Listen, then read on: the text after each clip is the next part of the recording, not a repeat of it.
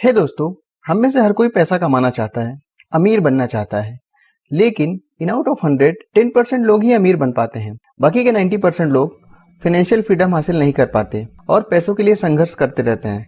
मैं आपको आज अमीर बनने और फाइनेंशियल फ्रीडम हासिल करने के लिए बहुत ही फेमस राइटर रॉबर्ट कियोसाकी की book rich dad poor dad से 6 ऐसी बातें बताऊंगा जिसे पढ़कर व सुनकर आप भी अमीर और फाइनेंशियल फ्रीडम हासिल कर सकते हैं। सो गाइस, अगर आप इस चैनल पर नए हैं तो वीडियो को लाइक और चैनल को सब्सक्राइब भी जरूर कर लीजिएगा, जिससे कि आपको आने वाली वीडियोस का नोटिफिकेशन मिलता रहे। So let's start it. दोस्तों, इस बुक में ऑथर के 2 डैड हैं। एक उनके अपने डैड जो कि बहुत ही ज्यादा पढ़े लिखे और हाईली एजुकेटेड हैं। वह उन्होंने पीएचडी कंप्लीट की है। उन्होंने अपनी पढ़ाई स्टैनफोर्ड यूनिवर्सिटी व यूनिवर्सिटी ऑफ शिकागो से की है। वो एक टीचर की जॉब करते हैं और सारी जिंदगी पैसों की तंगी से जूझते हैं, जिन्हें ऑथर इस बुक में पुअर डैड कहते हैं। तो वहीं दूसरी ओर उनके दोस्त माइक के डैड, जो कि बमुश्किल से 8वीं क्लास तक पढ़े हैं और बहुत ही अमीर हैं, जिन्हें ऑथर रिच डैड कहते हैं। और एक समय के बाद वो यूएसए हवाई के सबसे अमीर आदमी बने। तो चलिए स्टार्ट करते हैं। Lesson number 1, the rich don't work for money, money work for them. इसमें ऑथर ये बताते हैं, अमीर लोग पैसे के लिए काम नहीं करते, पैसा उनके लिए काम करता है। ऑथर जब 9 साल के छोटे बच्चे थे तो एक दिन उन्होंने अपने पुअर डैडी से सवाल पूछा कि डैडी, मैं पैसा कैसे बना सकता हूँ, वह अमीर कैसे बन सकता हूँ। तो उनके पुअर डैडी ने जवाब दिया कि अपने दिमाग का इस्तेमाल करके। अब रॉबर्ट तो अभी छोटे बच्चे थे तो उनको कुछ भी समझ में नहीं आया कि पैसे कैसे बनाते हैं। तो इसमें उन्होंने अपने दोस्त माइक की मदद ली। अपने पड़ोस के घरों से टूथपेस्ट के खाली केन्स को इकट्ठे किए और उसे एक भट्टी में डालकर पिघलाया और सिक्कों की ढलाई करने लगा। वे दोनों यह काम कर ही रहे थे तो इसी समय रॉबर्ट के पुअर डैड वहां आ गए और बोले कि इस तरह के से सिक्कों की ढलाई करना गैर कानूनी है। लेकिन वे बच्चों के पैशन को देख के अचंभित हो गए। उन्होंने रॉबर्ट से कहा, यदि तुम्हें पैसा बनाना व कमाना सीखना ही है तो तुम माइक के डैड से पूछो, वो मुझसे बेहतर तुम्हें पैसा बनाना व कमाना सिखा सकते हैं। रॉबर्ट ने सोचा और माइक के डैडी के पास गए और सेम क्वेश्चन पूछा कि डैडी, क्या आप मुझे पैसे बनाना व कमाना सिखा सकते हैं। तो उनके रिच डैड ने कहा, हाँ, लेकिन एक शर्त है, मैं तुम्हें पैसे तभी कमाना सिखाऊंगा जब तुम मेरे लिए काम करो। शर्त यह थी कि उनको पैसे कमाना सिखाने के लिए रॉबर्ट को उनके रिच डैड के गैरेज में, वेयर हाउस में वर्कर्स के साथ काम करना है। ये शर्त सुनकर ऑथर मान गए और उनके रिच डैड ने उन्हें काम पर रख लिया, जिसे सैलरी में उन्हें 30 सेंट पर आवर के हिसाब से पैसे देते थे। ये काम करते करते रॉबर्ट ऊब गए और एक दिन अपने रिच डैड के पास गए और जॉब छोड़ने की बात की। तो उनके रिच डैड ने कहा, यही तुम्हारा पहला सबक है, और बताया कि यहाँ पे मैंने एक बिजनेस बनाया और पैसा लगाया। उसमें वर्कर्स काम करते हैं, वे सभी मेरे लिए काम करते हैं, मैं उन्हें सैलरी देता हूँ और इसे ही रैट रेस कहते हैं। रैट रेस, ऑथर के रिच डैड यहाँ पे ये कहते हैं, रैट रेस का मतलब यहाँ पे ये है कि अच्छी एजुकेशन हासिल करो। एजुकेशन हासिल करने के बाद किसी कंपनी में अच्छी जॉब ढूंढो। जॉब लगने के बाद फिर शादी कर लो। शादी करने के बाद एक घर बना लो। रॉबर्ट के रिच डैड इसी को रैट रेस कहते हैं। इसका फायदा किसको मिलता है? इसका फायदा ये है, हम जिसके लिए काम कर रहे हैं, एम्प्लॉयर, उसको फायदा मिलता है। अगर हम गवर्नमेंट में जॉब कर रहे हैं तो गवर्नमेंट को फायदा मिलता है। थर्ड क्या है, जैसे अगर हमने बैंक से पैसे लिए हैं, पर मंथ हम बैंक्स में पैसे डाल रहे हैं, ब्याज डाल रहे हैं, बैंक्स को फायदा मिलता है। हम इस रैट रेस में क्यों फंसे रहते हैं? इसका रीजन भी ऑथर के रिच डैड ने बताया, फियर यानी डर के कारण। सेकंड क्या है, लालच और फियर यानी डर, लालच और डर, इसके कारण ही हम इस रैट रेस में फंसे रहते हैं।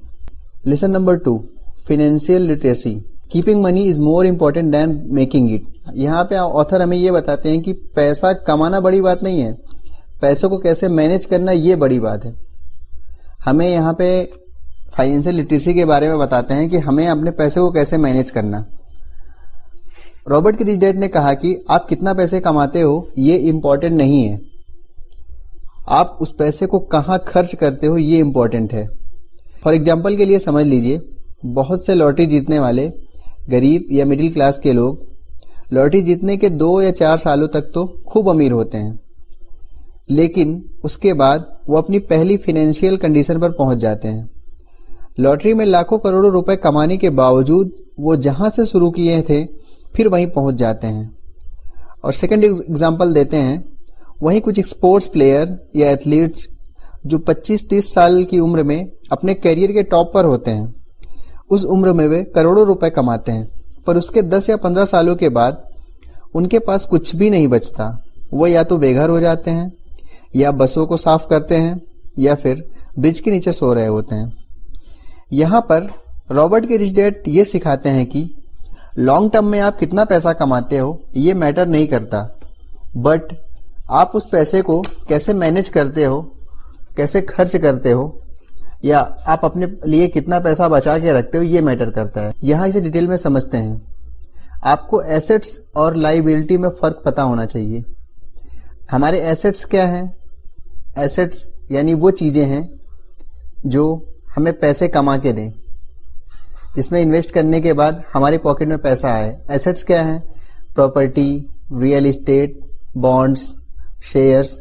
इसमें हम जितना पैसा इन्वेस्ट करते हैं एक टाइम के बाद वो पैसा हमें कंपाउंड के रूप में हमें वापस आता है। लायबिलिटी क्या है? जैसे हमने अपने लिए घर बना लिए, अच्छी महंगी मोबाइल खरीद लिए, महंगी टीवी, बड़ी कार और बैंक से लोन। एसेट्स वो चीजें हैं जो हमारी जेब में पैसा डालें या उससे हम पैसा कमा सकें। तो वहीं लायबिलिटी वो चीजें हैं जो हमारे जेब से पैसा निकाले। कोई भी अमीर आदमी पढ़ा लिखा हो या ना हो, पर पैसों की समझ या फाइनेंशियल लिटरेसी उसके अंदर जरूर होनी चाहिए। यानी पैसा कैसे काम करता है ये उसे पता होता है। और यही पैसों के काम करने का सिद्धांत हमें स्कूल या कॉलेजेस में नहीं सिखाया जाता। हर वो शख्स जो पैसे कमाता है उसके पास उसका स्टेटमेंट होता है, वो कितना कमाते हैं और कितना बचाते हैं। पर बचाने के बाद उस पैसे को कैसे काम करवाया जाए ये मिडिल क्लास या पुअर माइंडसेट के लोग कभी भी नहीं सीखते। वे अच्छी सैलरी भी पाते हैं, लेकिन सैलरी बढ़ने के साथ साथ उनके खर्चे भी बढ़ जाते हैं। यहाँ पे ऑथर हमें रिच डैड और पुअर डैड की बैलेंस शीट समझाते हैं। पुअर डैड की बैलेंस शीट में उनका एसेट्स होम होता है, वहीं रिच डैड की बैलेंस शीट होम उनका लायबिलिटी होता है। राइटर इस लेसन में लास्ट 3 बातें ये बताते हैं। द रिच बाई एसेट्स, यानी अमीर लोग एसेट्स खरीदते हैं। The poor only have expenses, जो गरीब हैं उनके पास केवल खर्चे होते हैं। वहीं तीसरी चीज, the middle class buy liabilities they think are assets, वही मिडिल क्लास के लोग हैं वो लायबिलिटी खरीदते हैं और सोचते हैं कि वो हमारे एसेट्स हैं। Lesson number 3, mind your business along with your job. यहाँ पे राइटर हमें ये बताते हैं कि हमें अपने काम से काम रखना चाहिए। एक बार मैकडोनाल्ड के फाउंडर रे क्रॉक एक MBA कॉलेज में स्पीच देने गए। स्पीच देने के बाद उन्होंने स्टूडेंट से पूछा कि मेरा बिजनेस क्या है। रे क्रॉक की यह बात सुनकर सभी स्टूडेंट हंसने लगे। उन्होंने दोबारा वही बात पूछी तो उनमें से एक MBA स्टूडेंट्स ने हैंड रेज किया और कहा, सर इस दुनिया में ऐसा कौन है जो नहीं जानता कि आप हैमबर्गर के बिजनेस में हैं। इस पर रे क्रॉक ने जवाब दिया, मुझे पता था आप लोग यही आंसर देंगे, पर मैं हैमबर्गर के बिजनेस में नहीं हूं, मेरा रियल एस्टेट का बिजनेस है। फिर उन्होंने बताया कि मैकडोनाल्ड बर्गर को खोलते खोलते आज उनके पास इतनी प्रॉपर्टी है, इतना रियल एस्टेट है जो कि अमेरिका में ही नहीं पूरी दुनिया में है। इस स्टोरी में रॉबर्ट हमें यह बताते हैं कि कैसे एक बर्गर का बिजनेस करने वाले ने इतना बड़ा बिजनेस खड़ा किया। ठीक उसी प्रकार एक सिंपल सी जॉब करने वाला अपनी 8 घंटे की डे जॉब को छोड़े बिना भी कुछ ऐसा कर सकता है जिससे वो एक बिजनेस एम्पायर का किंग बन सकता है बिना अपनी डे जॉब को छोड़े। वो ऐसे एसेट्स को क्रिएट कर सकते हैं जो आपको पैसा कमा के दे। यहाँ पर ऑथर कुछ एग्जाम्पल देते हैं जिसमें आपकी उपस्थिति के बिना भी वे आपको पैसा कमा के दे सकते हैं। पहला बिजनेस, सेकंड है स्टॉक्स, थर्ड जो है income generating real estate, fourth जो है intellectual property like music, YouTube videos etc। ये वो सारी चीजें हैं जो आपकी प्रेजेंस के बिना भी आपको रॉयल्टी जनरेट करके दे सकती हैं। Lesson number 4, taxes and power of corporations. यहाँ पे ऑथर ये बताते हैं कि टैक्स कॉरपोरेशन की ताकत के बलबूते ही उनके डैड आज इतने अमीर हैं। उन्होंने अपना पैसा कॉरपोरेशंस व बिजनेस में लगाया, जिससे उन्हें कम टैक्स देना पड़ता है। टैक्स की शुरुआत पहले केवल अमीरों पर लगता था, फिर उसके बाद मिडिल क्लास और फिर गरीबों पर भी लगने लगा। टैक्सेस का भार सबसे ज्यादा middle class, lower middle class पर ज्यादा पड़ता है। अमीर लोग तो अपने पैसे को कॉरपोरेशन या कंपनीज में लगा देते हैं, जिससे कि ज्यादा टैक्स नहीं देना पड़ता। वो पहले अपने पैसों को खर्च करते हैं या एसेट्स में लगाते हैं और उसके बाद जो बचता है उन पैसों पर टैक्स देते हैं। यहाँ एक चार्ट के माध्यम से रॉबर्ट समझाते हैं कि अमीर और मिडिल क्लास और पुअर के चार्ट में क्या फर्क है। अमीर लोग पहले पैसा कमाते हैं, उसको फिर खर्च करते हैं, फिर उसके बाद जो बचता है उस पैसों पे वो टैक्स देते हैं। वहीं पुअर या मिडिल क्लास के लोग क्या करते हैं, पैसे कमाते हैं, गवर्नमेंट को टैक्सेस देने के बाद जो पैसा बचता है वो अपने ऊपर या फैमिलीज के ऊपर खर्च करते हैं। लेसन नंबर 5 में ऑथर हमें ये बताते हैं द रिच इन्वेंट मनी, यानी अमीर लोग पैसे का आविष्कार करते हैं, यानी वो पैसा बनाते हैं।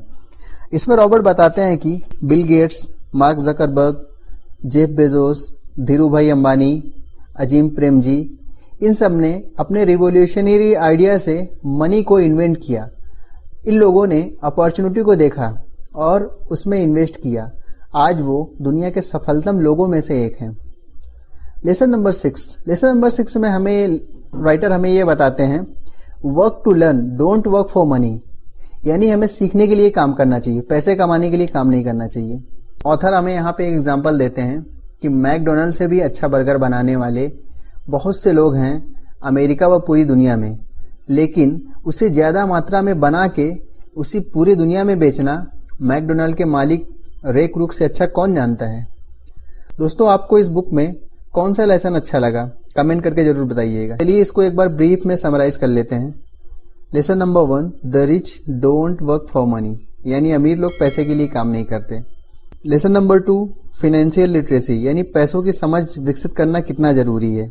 Lesson number 3, mind your business, यानी अपने काम से काम रखना। लेसन नंबर 4, टैक्सेस, यानी अमीर लोग अपने पैसों को कमाते हैं, कमाने के बाद एसेट्स में लगाते हैं, लगाने के बाद फिर जो बचता है उस पर टैक्स देते हैं। Lesson number 5, the rich invent money, अमीर लोग पैसे का आविष्कार करते हैं।